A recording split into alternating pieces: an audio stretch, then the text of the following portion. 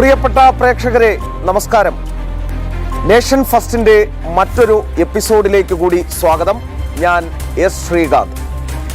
ഇന്ന് പ്രധാനപ്പെട്ട ഒട്ടനവധി വാർത്തകൾ നമ്മുടെ ഡൽഹിയിൽ നിന്നും നമുക്ക് നൽകാനുണ്ട്. അതിൽ കേരളം കാത്തിരിക്കുന്ന നിരവധി വാർത്തകൾ ഉണ്ട് എന്ന് തന്നെ പറയാം. അപ്പോൾ കഴിഞ്ഞ ദിവസങ്ങളിലൊക്കെ തന്നെ നമ്മൾ നേഷൻ ഫസ്റ്റ് കൽക്കട്ടയിൽ നിന്നടക്കം നമ്മുടെ പ്രിയപ്പെട്ട പ്രേക്ഷകരിലേക്ക് എത്തിച്ചിരുന്നു. അവിടുത്തെ സത്യപ്രതിജ്ഞാ ചടങ്ങുകൾക്കൊപ്പം കൽക്കത്തയുടെ വിശേഷങ്ങളുമായാണ് ചേർന്നത്. ഇനിയിപ്പോൾ കേരളത്തിലെ കുറച്ച് വിശേഷങ്ങളിലേക്ക് വരികയാണ്.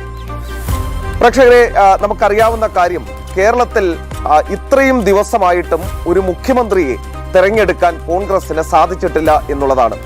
63 സീറ്റ് കോൺഗ്രസിനുണ്ട്, ഘടകകക്ഷികളുടെ സീറ്റുണ്ട്, 102 സീറ്റ് UDF-നുണ്ടായിട്ടും ഈ നിമിഷം വരെ കേരളത്തിലൊരു മുഖ്യമന്ത്രിയെ സംഭാവന ചെയ്യാൻ പാർട്ടിക്കുള്ളിലെ തമ്മിലടി കാരണം കോൺഗ്രസിന് സാധിച്ചിട്ടില്ല എന്ന് പറയുന്നത് ആ ഗ്രാൻഡ് ഓൾഡ് പാർട്ടിയെ സംബന്ധിച്ചിടത്തോളം അങ്ങേയറ്റം ലജ്ജാകരമായ വസ്തുതയാണ് എന്ന് പറയാതിരിക്കാനാകില്ല. ഡൽഹിയിൽ ഞങ്ങൾ തന്നെ നേരിട്ട് കണ്ടിരുന്നു. ഈ 3 നേതാക്കളും, KC വേണുഗോപാലും രമേശ് ചെന്നിത്തലയും VD സതീശനും ഒരു വിട്ടുവീഴ്ചയുമില്ലാതെ, അണുവിട വിട്ടുവീഴ്ചയില്ലാതെ മുഖ്യമന്ത്രി സ്ഥാനത്തിന് വേണ്ടി ചേരിതിരിഞ്ഞു പൊരുതുന്നത് ഞങ്ങൾ തന്നെ നേരിട്ട് സാക്ഷികളായതാണ്. അതിനാൽ തന്നെ ഈ ഘട്ടം വരെയും ഒരു മുഖ്യമന്ത്രിയെ തിരഞ്ഞെടുക്കാൻ സാധിച്ചിട്ടില്ല. നിങ്ങൾക്കറിയാം, മറ്റെല്ലാ സംസ്ഥാനങ്ങളിലും മുഖ്യമന്ത്രിയെ തീരുമാനിച്ചു. ഈ കൂടെ തെരഞ്ഞെടുപ്പ് നടന്ന അസമിൽ ഹിമന്ത ബിശ്വ ശർമ്മയുടെ സത്യപ്രതിജ്ഞ നാളെയാണ്. 13-ാം തീയതി പുതുച്ചേരിയിൽ അതുമായി ബന്ധപ്പെട്ട നടപടികളുണ്ട്. അതോടൊപ്പം തന്നെ തമിഴ്നാട്ടിൽ ജോസഫ് വിജയ് സത്യപ്രതിജ്ഞ ചെയ്ത് അധികാരമേറ്റു. ബംഗാളിൽ അവിടുത്തെ കാര്യമെടുത്താൽ അവിടെ സത്യപ്രതിജ്ഞ 9-ാം തീയതി കഴിഞ്ഞു. അങ്ങനെ എല്ലാ സംസ്ഥാനങ്ങളിലും മുഖ്യമന്ത്രിയുടെ കാര്യത്തിൽ തീരുമാനമായെങ്കിലും കേരളത്തിൽ തീരുമാനം ഇഴയുകയാണ്. ഏറ്റവും പ്രധാനപ്പെട്ട കാര്യം, ഈ മുഖ്യമന്ത്രിയെ കണ്ടെത്താനുള്ള തീരുമാനം അത് വീണ്ടും നീണ്ടേക്കാം എന്നുള്ളതാണ് ഇപ്പോൾ മനസ്സിലാക്കാൻ സാധിക്കുന്നത്. ഇതിൽ തീരുമാനമെടുക്കേണ്ട മല്ലികാർജുൻ ഖർഗെ കർണാടകയിലാണ്. അപ്പോൾ അദ്ദേഹം തിരിച്ചു വന്ന് രാഹുൽ ഗാന്ധിയുമായി ചർച്ച നടത്തി. രാഹുൽ ഗാന്ധി പിന്നീട് സോണിയാഗാന്ധിയുമായി സംസാരിച്ച ശേഷം മാത്രമേ ഇക്കാര്യത്തിൽ അന്തിമ തീരുമാനമുണ്ടാകൂ എന്നാണ് മനസ്സിലാക്കാൻ സാധിക്കുന്നത്. പക്ഷേ ഈ നിമിഷം വരെയും സോണിയാഗാന്ധി ഈ വിഷയത്തിൽ ഇടപെട്ടിട്ടില്ല എന്നാണ് മനസ്സിലാക്കുന്നത്. ആദ്യം തർക്കം തീരട്ടെ, പ്രശ്നം തീരട്ടെ, അതിനുശേഷം ഇടപെടാം എന്നതാണ് സോണിയാഗാന്ധിയുടെ പക്ഷം. പക്ഷേ തർക്കം തീരുന്ന ലക്ഷണമില്ല. ഇത് കൂളിംഗ് ഓഫ് പീരീഡ് ആണ് എന്ന് KC വേണുഗോപാൽ കരുതുന്നു. താൻ തന്നെ മുഖ്യമന്ത്രിയാകും എന്നാണ് അദ്ദേഹം തന്റെ ഗ്രൂപ്പിനെ അറിയിച്ചിരിക്കുന്നതും. അപ്പോൾ സംഘടനാ ജനറൽ സെക്രട്ടറി അങ്ങനെ ഒരു തീരുമാനമെടുത്ത് മുന്നോട്ട് പോവുകയാണെങ്കിൽ പിന്നീട് കോൺഗ്രസിന് എന്തെങ്കിലും പറയാൻ സാധിക്കുമോ എന്നറിയില്ല. KC തന്നെ വരുമോ, അതോ VD സതീശനും രമേശ് ചെന്നിത്തലയ്ക്കും എന്തെങ്കിലും സാധ്യതയുണ്ടോ എന്നുള്ളത് കാത്തിരുന്ന് കാണണം. അപ്പോൾ ഡൽഹിയിൽ നിന്നും ഹൈക്കമാൻഡുമായി ബന്ധപ്പെട്ട കേരളത്തിലെ മുഖ്യമന്ത്രി ആര് എന്നത് സംബന്ധിച്ച കൃത്യമായ വാർത്തകൾ നമ്മുടെ പ്രേക്ഷകരിലേക്ക് വരും മണിക്കൂറുകളിൽ നമ്മൾ എത്തിക്കുന്നതാണ്. എന്തായാലും ഗണപതി കല്യാണം പോലെ അതിങ്ങനെ നീണ്ടുപോകുന്നു എന്ന് മാത്രം പറയാം. ഇനി രണ്ടാമത്തെ വാർത്ത വരുന്നത് അതും കേരളവുമായി ബന്ധപ്പെട്ടാണ്. CPIM-ന്റെ പൊളിറ്റ് ബ്യൂറോ യോഗം ചേരുന്നുണ്ട്. മുഖ്യമന്ത്രി പിണറായി വിജയൻ അടക്കമുള്ളവർ നിലവിലിപ്പോൾ ഡൽഹിയിലേക്ക് എത്തിക്കഴിഞ്ഞിട്ടുണ്ട്. ഇന്നലെ തന്നെ എത്തി. ഇന്നലെ പൊളിറ്റ് ബ്യൂറോ യോഗം ചേർന്നു. മുഖ്യമന്ത്രിക്കെതിരെ വിമർശനങ്ങൾ ഉണ്ടായി പൊളിറ്റ് ബ്യൂറോ യോഗത്തിൽ. അദ്ദേഹത്തിന്റെ ശൈലിയെ അടക്കം വിമർശിക്കാൻ പൊളിറ്റ് ബ്യൂറോ അംഗങ്ങൾ മറന്നില്ല എന്നുള്ളത് കൂടി ഈ ഘട്ടത്തിൽ ഓർക്കണം. പ്രതിപക്ഷ നേതാവ് ആര് എന്നത് സംബന്ധിച്ച ചർച്ച ഉണ്ടായോ എന്ന ചോദ്യത്തിന് പ്രതിപക്ഷ നേതാവുമായി ബന്ധപ്പെട്ട ചർച്ചകൾ ഉണ്ടായിട്ടില്ല എന്നാണ് MA ബേബി പറഞ്ഞത്. പക്ഷെ ഇന്ന് അങ്ങനെ ഒരു തീരുമാനത്തിലേക്ക് പൊളിറ്റ് ബ്യൂറോ പോകും എന്നുള്ള വിവരം കൂടി പുറത്തു വരുന്നുണ്ട്. അങ്ങനെ ഒരു ചർച്ച ഉണ്ടായാൽ തന്റെ അഭിപ്രായം പിണറായി വിജയൻ ആ സ്ഥലത്ത് അറിയിക്കും, ആ വേദിയിൽ അറിയിക്കും, പൊളിറ്റ് ബ്യൂറോയിൽ അറിയിക്കും എന്നുള്ളതാണ് ഇപ്പോൾ മനസ്സിലാകുന്നത്. പിണറായി വിജയനെ സംബന്ധിച്ചിടത്തോളം അദ്ദേഹത്തിന്റെ പിടിവാശി, അദ്ദേഹത്തിന്റെ ധാർഷ്ട്യം, അദ്ദേഹത്തിന്റെ ഭാഗത്തു നിന്നുണ്ടായ വീഴ്ചകൾ ആണ് പാർട്ടിയുടെ ഈ അങ്ങേയറ്റം മോശമായ പ്രകടനത്തിന് കാരണം എന്ന് അദ്ദേഹത്തിനൊഴികെ ബാക്കി എല്ലാവർക്കും അറിയാം എന്നുള്ള കാര്യമാണ് സത്യം. പാർട്ടി കോട്ടകളിൽ പോലും പാർട്ടി തകർന്നടിഞ്ഞ് CPM അതിന്റെ ചരിത്രത്തിലെ ഏറ്റവും വലിയ 2001-ലാണ് ഇതിനു മുൻപ് സമാനമായ ഒരു തിരിച്ചടി അവർക്ക് നേരിട്ടത്. അത്രയും മോശമായ അവസ്ഥയിലേക്ക് പാർട്ടി എത്തിയതിന് പിന്നിൽ പിണറായി വിജയൻ എന്ന വ്യക്തിയാണ് എന്ന കാര്യത്തിൽ ഒരു സംശയവും വേണ്ട. അദ്ദേഹം പ്രതിപക്ഷ നേതാവായി വരുമോ അതോ മറ്റാരെങ്കിലും ഉണ്ടാകുമോ എന്നുള്ളതും കാത്തിരുന്ന് കാണണം. ഇന്നത്തെ പൊളിറ്റ് ബ്യൂറോ വിശേഷങ്ങളും നമ്മുടെ പ്രേക്ഷകരിലേക്ക് നമ്മൾ എത്തിക്കും എന്നുള്ള കാര്യം ഉറപ്പു തരുന്നു. ഇനി മൂന്നാമത്തെ ഒരു വാർത്തയിലേക്ക് നമ്മൾ പോവുകയാണെങ്കിൽ, അസം മുഖ്യമന്ത്രി തെരഞ്ഞെടുപ്പാണ്. അസമിൽ നമുക്കറിയാം ഹിമന്ത ബിശ്വ ശർമ്മ രണ്ടാമതും മുഖ്യമന്ത്രിയായി തെരഞ്ഞെടുക്കപ്പെട്ടിരിക്കുന്നു. അതായത് നിയമസഭാ കക്ഷി നേതാവായി അദ്ദേഹത്തെ തെരഞ്ഞെടുത്തിരിക്കുന്നു എന്നുള്ളതാണ് ഏറ്റവും പ്രധാനപ്പെട്ട വാർത്ത. കഴിഞ്ഞ ദിവസം JP നദ്ദയുടെ നേതൃത്വത്തിലുള്ള സംഘം നിരീക്ഷകർ അവിടെ എത്തി അദ്ദേഹത്തെ തെരഞ്ഞെടുത്തു. ഇനി നാളെ അദ്ദേഹത്തിന്റെ സത്യപ്രതിജ്ഞയാണ്. ഹിമന്ത ബിശ്വ ശർമ്മയുടെ മാമ അവിടെ മുഖ്യമന്ത്രിയായി രണ്ടാമതും സത്യപ്രതിജ്ഞ ചെയ്ത് അധികാരമേൽക്കാൻ പോകുന്നു. BJPയെ സംബന്ധിച്ചിടത്തോളം അവരുടെ മൂന്നാമത്തെ സർക്കാരാണ് അവിടെ ഉണ്ടാകുന്നത്. ആദ്യം സർവാനന്ദ സോനോവാൾ ആയിരുന്നു മുഖ്യമന്ത്രിയായി തെരഞ്ഞെടുക്കപ്പെട്ടത്. ആ സംസ്ഥാനത്തെ കുറിച്ചൊക്കെ അറിയാവുന്നതാണ്. ആ സംസ്ഥാനത്തിന് മലയാളികളുമായി ചില ബന്ധങ്ങളുണ്ട്. അതെന്താണെന്നാൽ ഈ അസം മേഖലയിലേക്ക് RSSന്റെ പ്രവർത്തനത്തിനായി കേരളത്തിൽ നിന്നും ധാരാളം ആളുകൾ അവിടേക്ക് പോയിട്ടുണ്ട് എന്നുള്ളതാണ് നമ്മൾ പറഞ്ഞു കേട്ടിട്ടുള്ളതും. അത്തരം ധാരാളം ആളുകളെ നമ്മൾ നേരിട്ട് കാണുകയും ചെയ്തിട്ടുണ്ട്. പണ്ട് ആ മേഖലയിലൊക്കെ തന്നെ ഈ ഉൾഫ പോലെയുള്ള വിധ്വംസക വിഘടനവാദ സംഘടനകളുടെയൊക്കെ അതിശക്തമായ പ്രശ്നങ്ങൾ നിലനിൽക്കുമ്പോഴും അതിനെയെല്ലാം അവഗണിച്ചുകൊണ്ട് അവിടെ RSS പ്രചാരകന്മാരായി കേരളത്തിൽ നിന്നുള്ള ആളുകൾ, മലയാളികളായ ആളുകൾ പോയി അവിടെ സംഘടന കെട്ടിപ്പടുത്ത് ഇന്ന് കാണുന്ന രീതിയിലേക്ക് സംഘടനയെ കൊണ്ടുവന്നു എന്നുള്ളതും ഏറ്റവും എടുത്തു പറയേണ്ട വസ്തുതയാണ്. ആ സംസ്ഥാനത്തിന് വളരെ വലിയ പ്രത്യേകതയുണ്ട്. ഈ അടുത്ത് അർണബ് ഗോസ്വാമി അദ്ദേഹം എസ് ഗുരുമൂർത്തിയുമായി ഒരു അഭിമുഖം നടത്തുകയുണ്ടായി. ആ അഭിമുഖത്തിൽ അർണബ് ചോദിക്കുന്നുണ്ട്, എന്താണ് ഈ 5 സംസ്ഥാനങ്ങളിൽ നടന്ന തെരഞ്ഞെടുപ്പിൽ BJPയെ സംബന്ധിച്ച്, RSSനെ സംബന്ധിച്ച് ഏറ്റവും പ്രധാനപ്പെട്ടത് ഏത് സംസ്ഥാനമാണ് എന്ന് ചോദിക്കുമ്പോൾ അർണബ് പ്രതീക്ഷിച്ചത് ഗുരുമൂർത്തി ഉൾപ്പെട്ട തമിഴ്നാടാണ് അദ്ദേഹം പറയാൻ പോകുന്നതെന്നാണ്. പക്ഷേ ഗുരുമൂർത്തി പറഞ്ഞത് അസമും ബംഗാളുമാണ് ഞങ്ങളെ സംബന്ധിച്ച് ഏറ്റവും പ്രധാനപ്പെട്ടത്. കാരണം അവിടെ മാറിക്കൊണ്ടിരിക്കുന്ന ജനസംഖ്യ, ഡെമോഗ്രഫിയിലെ ചേഞ്ചസ്, അത് ഈ രാജ്യത്തിനുണ്ടാക്കാൻ പോകുന്ന തിരിച്ചടി എത്രത്തോളം വലുതാണ് എന്ന് ഞങ്ങൾക്ക് നന്നായി അറിയാം എന്നാണ് അദ്ദേഹം പറഞ്ഞത്. ബംഗ്ലാദേശിൽ നിന്നുള്ള നുഴഞ്ഞുകയറ്റം, ബംഗ്ലാദേശി നുഴഞ്ഞുകയറ്റക്കാരുടെ അങ്ങേയറ്റം ഉള്ള കടന്നുവരവ്, അത് ആ 2 സംസ്ഥാനങ്ങളെയും നശിപ്പിച്ചുകൊണ്ടിരിക്കുന്ന ഘട്ടത്തിൽ അത് തിരിച്ചു പിടിച്ചേ പറ്റൂ ആ സംസ്ഥാനം എന്നാണ് അദ്ദേഹം ചൂണ്ടിക്കാണിച്ചത്. ഇതാ അസം BJP കൈവെള്ളയിലാക്കിയിരിക്കുന്നു. കഴിഞ്ഞ 3 തവണയായി BJPയാണ് ഭരിക്കുന്നത്.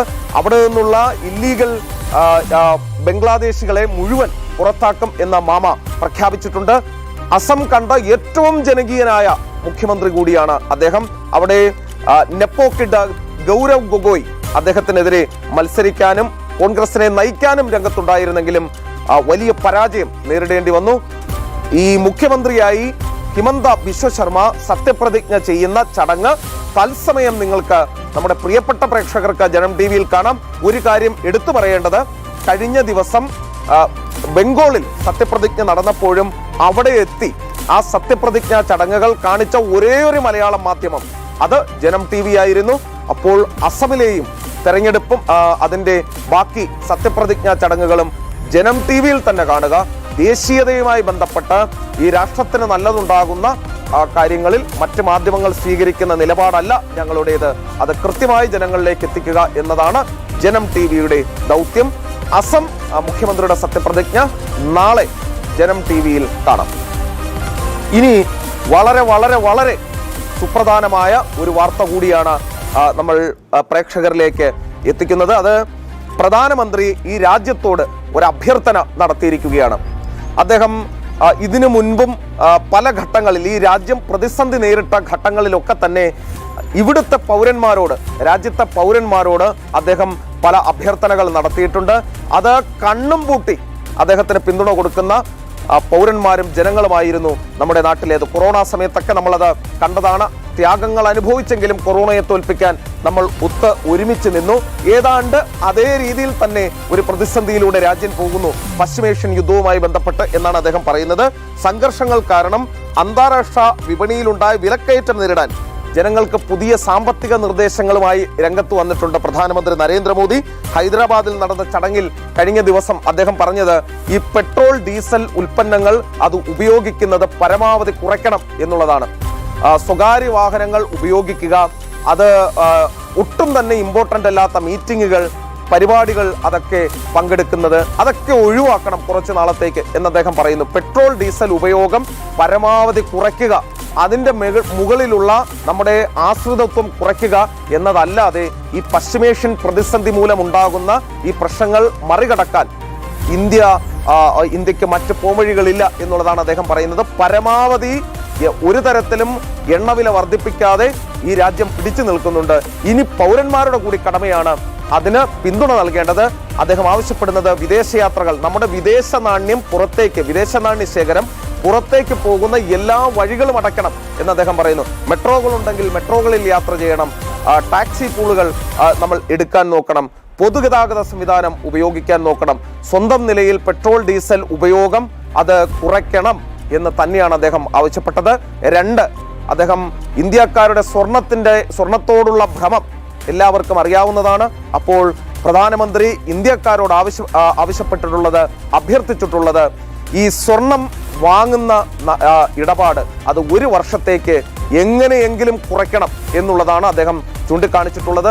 നമ്മുടെ വിദേശ നാണ്യ ശേഖരം പുറത്തേക്ക് ഒഴുക്കുന്ന ഏറ്റവും പ്രധാനപ്പെട്ട ഒന്ന് ഈ സ്വർണം വാങ്ങിക്കൂട്ടുന്ന പരിപാടിയാണ്. അപ്പോൾ അത് കുറയ്ക്കണം എന്ന് അദ്ദേഹം ആവശ്യപ്പെട്ടിട്ടുണ്ട്. വിവാഹ ആവശ്യങ്ങൾക്ക് പോലും സ്വർണത്തിന്റെ ഉപയോഗം മാറ്റിവെക്കണം എന്നാണ് അദ്ദേഹം അഭ്യർത്ഥിക്കുന്നത്. ഈ രാജ്യത്തിന്റെ നിലനിൽപ്പിന്, ഈ രാജ്യത്തിന്റെ സാമ്പത്തിക ഭദ്രതയ്ക്ക് അത് കൂടിയേ തീരൂ. ആവശ്യപ്പെട്ടത് രാജ്യത്തിന്റെ പ്രധാനമന്ത്രിയാണ്. നമ്മുടെ അടക്കം നിലനിൽപ്പിന്റെ ആവശ്യത്തിന് കൂടി വേണ്ടിയാണ്. എല്ലാ പൗരന്മാരുടെയും ഉത്തരവാദിത്തമാണത്. അത് ഏതെങ്കിലും തരത്തിൽ അദ്ദേഹം ആജ്ഞാപിക്കുകയല്ല, അഭ്യർത്ഥിക്കുകയാണ് ചെയ്തത്. നമ്മുടെ ഉത്തരവാദിത്വമാണ് അക്കാര്യത്തിൽ ഉചിതമായ തീരുമാനം എടുക്കുക എന്നുള്ളത്. അപ്പോൾ ഏറ്റവും ഒടുവിൽ ഈ വാർത്തയുമായി ബന്ധപ്പെട്ട മറ്റ് വിശദാംശങ്ങൾ എനിക്ക് തോന്നുന്നു പ്രധാനമന്ത്രിയുടെ ഓഫീസിൽ നിന്നും അല്ലെങ്കിൽ മറ്റ് മന്ത്രാലയങ്ങളിൽ നിന്നും ഈ വാർത്തയുമായി ബന്ധപ്പെട്ട കൂടുതൽ വിവരങ്ങളൊക്കെ തന്നെ ഇനിയും വരാനുള്ള സാധ്യതയുണ്ട്. അതെല്ലാം നമ്മൾ ജനം ടിവിയിലൂടെ വരുന്ന മണിക്കൂറുകളിൽ അപ്ഡേറ്റ് ചെയ്തുകൊണ്ടിരിക്കും. ഇനി നമ്മുടെ ഈ ഒരു പ്രത്യേക സെഗ്മെന്റ് ഏറെക്കുറെ അവസാനിക്കാറായിരിക്കുന്നു. ഇന്നത്തെ ഏറ്റവും പ്രധാനപ്പെട്ട വാർത്തകൾ മാത്രമാണ് നമ്മൾ പ്രേക്ഷകരിലേക്ക് എത്തിച്ചത്. അപ്പോൾ അവസാനിപ്പിക്കുന്നതിന് മുൻപ് ഒരു പ്രധാനപ്പെട്ട വാർത്ത കൂടി നമുക്ക് കാണാം. അതായത് ബംഗാളിൽ 34 വർഷം ഭരിച്ചിരുന്ന ഒരു പ്രസ്ഥാനമാണ് CPIM-ഉം CPI-യും ഒക്കെ ഉൾപ്പെട്ട കമ്മ്യൂണിസ്റ്റ് പ്രസ്ഥാനം. ഞാൻ ബംഗാളിൽ കഴിഞ്ഞ ദിവസം പോയിരുന്നു, കൊൽക്കത്തയിൽ പോയിരുന്നു. അവിടെ പല സ്ഥലങ്ങളിലേക്കും യാത്ര ചെയ്തിരുന്നു. 15 വർഷത്തെ തൃണമൂൽ ഭരണത്തിന് അന്ത്യം കുറിച്ചതോടെ അവിടെ കാണാൻ കഴിയുന്ന കാഴ്ച ചെങ്കൊടികൾ പല സ്ഥലങ്ങളിലായി വീണ്ടും ഉയർന്നു തുടങ്ങിയിരിക്കുന്നു എന്നുള്ളതാണ്. തുരുമ്പ് കയറിയ ഈ കൊടികൾ ഇടുന്ന പോസ്റ്റുകളിൽ വീണ്ടും ചെങ്കൊടികൾ പാറിക്കളിക്കുന്നു. അങ്ങിങ്ങായി കോർണറുകളിലൊക്കെ തന്നെ ഈ കമ്മ്യൂണിസ്റ്റ് പാർട്ടി അനുഭാവികൾ ചെറിയ പരിപാടികൾ നടത്തുന്നു. അവരുടെ പാർട്ടി ഓഫീസുകൾ അവർ തിരികെ എടുക്കുന്നു, അവിടെ പ്രവർത്തനം നടത്തുന്നു. അങ്ങനെ സ്വാതന്ത്ര്യത്തിന്റെ പുതുവെളിച്ചം ബംഗാളിലെ CPM-കാരും അനുഭവിക്കുന്നു എന്നുള്ളതാണ് BJP അവിടെ അധികാരത്തിൽ വന്നതുകൊണ്ട് നമുക്ക് നേരിട്ട് കാണാൻ സാധിച്ചത്. എല്ലാ തവണയും CPM-ന്റെ ഭാഗത്തു നിന്നും BJP-ക്കെതിരെയും മറ്റും അതിരൂക്ഷമായ വിമർശനം ഉണ്ടാകാറുണ്ടെങ്കിലും ഈ കഴിഞ്ഞ തെരഞ്ഞെടുപ്പിൽ നടന്ന ഒരു രസകരമായ സംഭവം, CPM-ന്റെ ഏതാണ്ട് മുഴുവൻ വോട്ടുകളും BJP-യിലേക്ക് ഇങ്ങ് ഒഴുകുന്ന കാഴ്ച നമ്മൾ കണ്ടു. അതായത് ആ പാർട്ടിയിലുള്ള വിശ്വാസം അതിന്റെ പ്രവർത്തകർക്ക് പൂർണ്ണമായും നഷ്ടപ്പെട്ടു. മമതാ ബാനർജിയെ എതിർക്കാനും മമതയെ തോൽപ്പിക്കാനും കഴിയുന്ന ഏക പ്രസ്ഥാനം BJP ആണ് എന്നുള്ള കാര്യം അവർക്ക് ബോധ്യപ്പെട്ടു എന്നുള്ളതാണ് മനസ്സിലാക്കുന്നത്. സ്വന്തം സ്വത്വം വീണ്ടെടുക്കാൻ ബംഗാളി ജനത തീരുമാനിച്ചപ്പോൾ CPM പ്രവർത്തകർക്കും മാറി നിൽക്കാൻ സാധിച്ചില്ല. അവരും BJP-ക്കൊപ്പം അണിനിരക്കുന്ന താമരയ്ക്ക് വോട്ട് കുത്തുന്ന തരത്തിലേക്ക് കാര്യങ്ങൾ മാറിയിരിക്കുന്നു. അതിന്റെ ഫലം കണ്ടു തുടങ്ങി. BJP-ക്ക് കീഴിൽ അവർ ജനാധിപത്യത്തിന്റെ സ്വാതന്ത്ര്യം അനുഭവിക്കുന്നു, വീണ്ടെടുക്കുന്നു. പാർട്ടി ഓഫീസുകൾ, കൊടികൾ ഉയർത്തുന്നു, മുദ്രാവാക്യങ്ങൾ വിളിക്കുന്നു. അങ്ങനെ CPM-ന് 15 വർഷത്തിന് ശേഷം ബംഗാളിൽ പ്രവർത്തന സ്വാതന്ത്ര്യം കിട്ടിയിരിക്കുന്നു BJP അധികാരത്തിൽ വന്നതിലൂടെ എന്നുള്ളതാണ്. അപ്പോൾ അതുമായി ബന്ധപ്പെട്ട ഒരു ചെറിയ പാക്കേജ് കൂടി നമ്മുടെ പ്രിയപ്പെട്ട പ്രേക്ഷകർക്ക് മുന്നിലേക്ക് വെക്കുന്നു. എന്തായിരുന്നു ഈ കഴിഞ്ഞ തെരഞ്ഞെടുപ്പിൽ CPM-ന്റെ സ്ട്രാറ്റജി? ആ പാക്കേജിലേക്ക് 34 കൊല്ലം പശ്ചിമ ബംഗാൾ അടക്കിവാണ പ്രസ്ഥാനമാണ്. അനവധി സമര പോരാട്ടങ്ങളുടെ വീരസ്യം പറയാറുമുണ്ട്.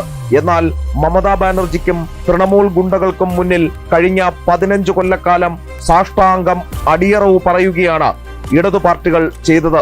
ഒരു തവണ കൂടി മമതാ ബാനർജി അധികാരത്തിൽ വന്നാൽ ഇടതുപക്ഷത്തിന്റെ അസ്ഥിവാരം തോണ്ടും എന്ന് ഉറപ്പായിരുന്നു. പിന്നെ ഒന്നും നോക്കിയില്ല. മമതാ പേടിയിൽ ഇടതു വോട്ടുകൾ BJP-യിലേക്ക് ഒഴുകി. തങ്ങളെ രക്ഷിക്കാൻ പോന്ന ഏക പ്രസ്ഥാനം BJP ആണെന്ന തിരിച്ചറിവിൽ ഇടതു പ്രവർത്തകർ BJP-ക്ക് പിന്നിൽ അണിനിരന്നു. ഇത്തവണ രാമന്, അടുത്ത തവണ ഇടതിന് എന്ന നിശബ്ദ മുദ്രാവാക്യമുയർത്തി വോട്ടുകൾ താമരയ്ക്ക് കുത്തി. ഭവാനിപ്പൂർ മണ്ഡലത്തിൽ തൃണമൂൽ അധ്യക്ഷ മമതാ ബാനർജിയെ പരാജയപ്പെടുത്തിയ ശേഷം സംസാരിച്ച സുവേന്ദു അധികാരി തനിക്ക് ലഭിച്ച വിജയത്തിൽ ഇടതുപക്ഷ വോട്ടർമാർക്ക് പ്രത്യേകം നന്ദി രേഖപ്പെടുത്തിയിരുന്നു. CPM-ന് ലഭിച്ചിരുന്ന വോട്ടുകളിൽ വലിയൊരു ഭാഗം തനിക്ക് ലഭിച്ചതായും അദ്ദേഹം വ്യക്തമാക്കുകയുണ്ടായി. ബംഗാളിൽ അതിജീവനത്തിനായുള്ള നീക്കമാണ് ഇടതു പാർട്ടികൾ നടത്തുന്നത്. 2011 മുതൽ തൃണമൂൽ കോൺഗ്രസിൽ നിന്നും നേരിടുന്ന അക്രമങ്ങളിൽ നിന്നും രാഷ്ട്രീയ വേട്ടയാടലുകളിൽ നിന്നും രക്ഷ നേടാനുള്ള ലൈഫ് ഇൻഷുറൻസ് പോളിസി എന്ന നിലയിലാണ് ഇടതുപക്ഷ പ്രവർത്തകർ BJP-യെ കണ്ടത്. തെരഞ്ഞെടുപ്പ് സമയത്ത് കേന്ദ്രസേനയുടെ വൻതോതിലുള്ള വിന്യാസം തൃണമൂലിന്റെ ഭീഷണികളെ ഭയപ്പെടാതെ വോട്ട് ചെയ്യാൻ സഹായിച്ചു. മമതാ സർക്കാരിനെ താഴെയിറക്കുക എന്ന ലക്ഷ്യത്തോടെ പല ഇടത് അനുഭാവികളും തങ്ങളുടെ പ്രത്യയശാസ്ത്രപരമായ വിയോജിപ്പുകൾ മറന്ന് BJP-ക്ക് വോട്ട് ചെയ്തു. തെരഞ്ഞെടുപ്പ് ഫലം പുറത്തു വന്നതിന് പിന്നാലെ തൃണമൂൽ കോൺഗ്രസ് പിടിച്ചെടുത്തിരുന്ന തങ്ങളുടെ പാർട്ടി ഓഫീസുകൾ പലയിടത്തും ഇടതുപക്ഷ പ്രവർത്തകർ തിരിച്ചുപിടിക്കുന്ന കാഴ്ചകളും പുറത്തുവരുന്നുണ്ട്. BJP-യുടെ വിജയത്തോടെ തൃണമൂലിന്റെ ഭീഷണി ഒഴിയുമെന്നും ഭാവിയിൽ ഇടതുപക്ഷത്തിന് ശക്തമായി തിരിച്ചുവരാൻ സാധിക്കുമെന്നുമാണ് പ്രവർത്തകർ പ്രതീക്ഷിക്കുന്നത്. എസ് ശ്രീകാന്ത്, ജനം, ഡൽഹി.